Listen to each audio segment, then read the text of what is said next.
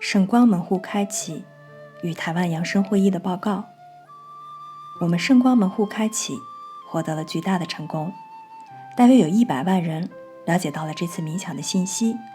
约有16万人实际参与了冥想。门户开启的那一刻，能量脉冲非常强大，却又温柔，把来自 M87 星系的最纯净的宇宙之爱的能量发送到了地球表面。这道能量脉冲修正了地球的时间线，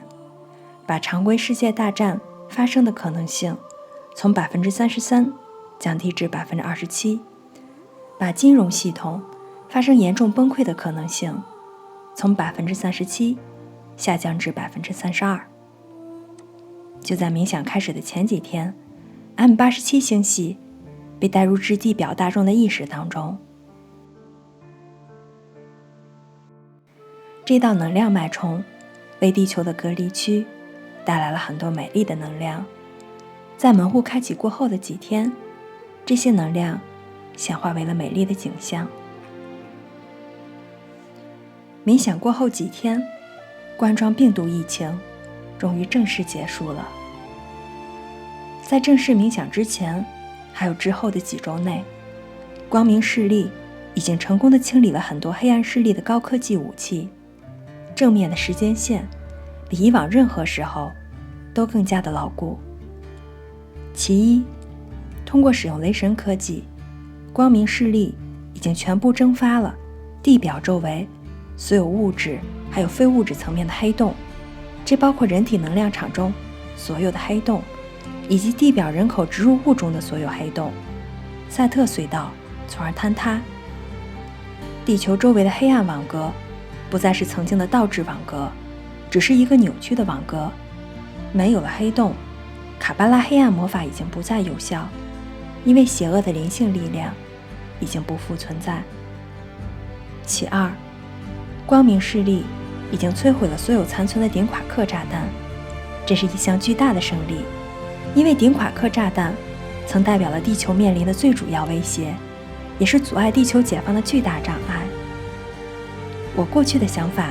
过于乐观还有天真了，我认为只要顶垮克炸弹被移除，事件就会发生，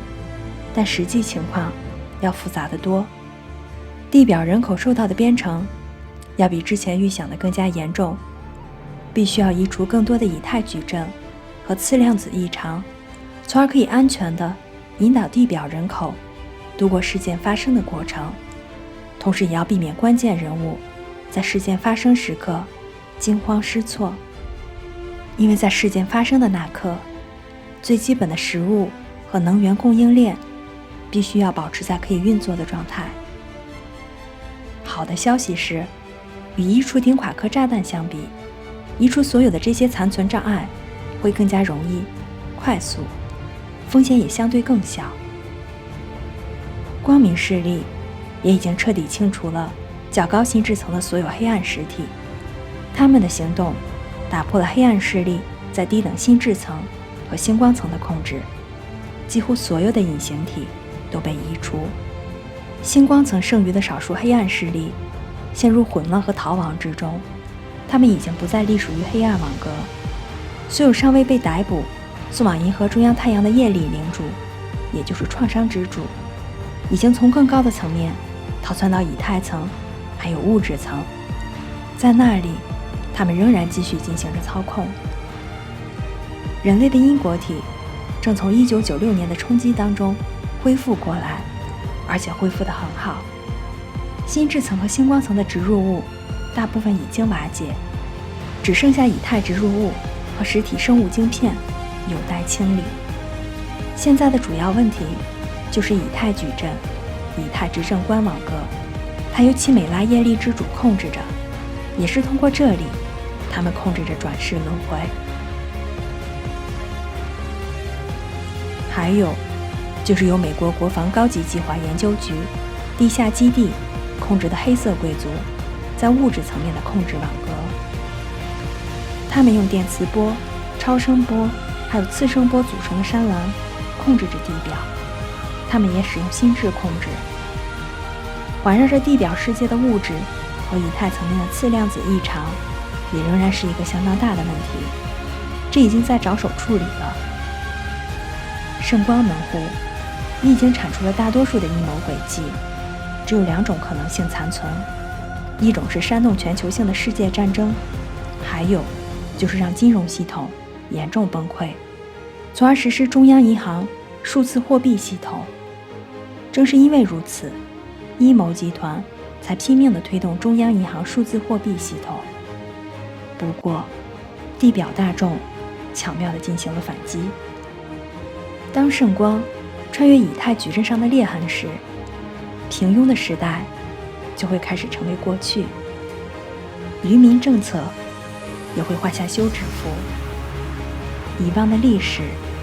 将会被记起。随着这些基于创伤的心智编程开始瓦解，我们会开始逃离疯人院。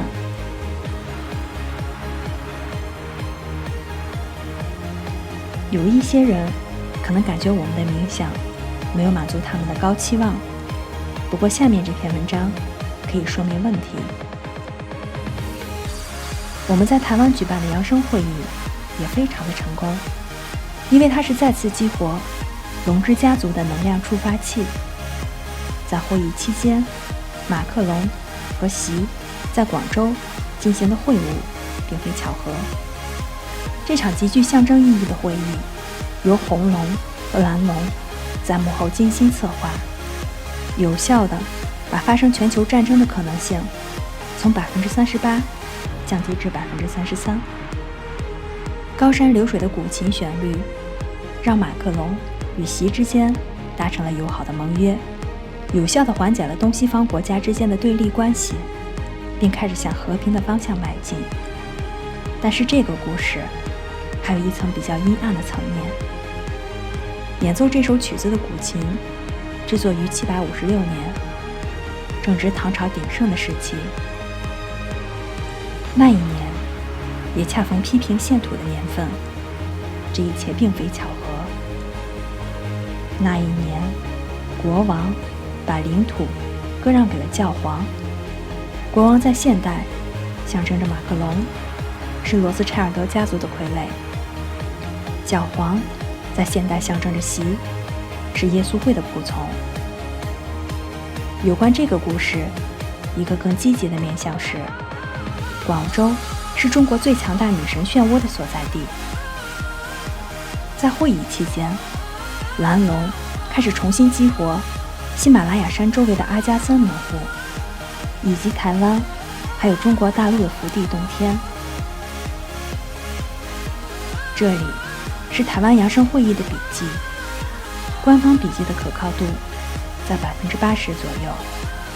下方笔记的可靠度在65%，但是你可以通过这些内容